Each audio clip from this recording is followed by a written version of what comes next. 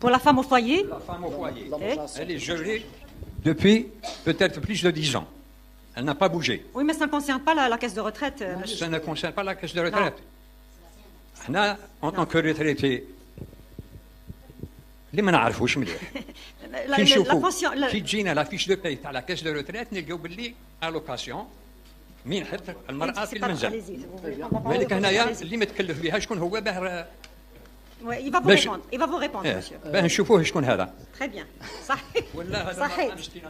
ربي يحفظك الحاج، ربي يطول عمرك. دونك بور سكون ابيل لا ماجوراسيون بور كونجوان شارج ولا الزياده على الزوج المكفول، شكون يستفاد منها؟ يستفاد منها المتقاعد اللي تكون الزوجه تاعو تحت الكفاله تاعو.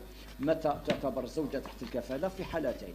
الحاله الاولى اذا كان ما عندهاش دخل شخصي، والحاله الثانيه حتى اذا كان عندها دخل شخصي المتقاعد ممكن يستفيد من الزيادة على الزوج المكفول إذا كان الدخل الشخصي تاعها أقل من مبلغ الأجر الوطني الأدنى المضمون.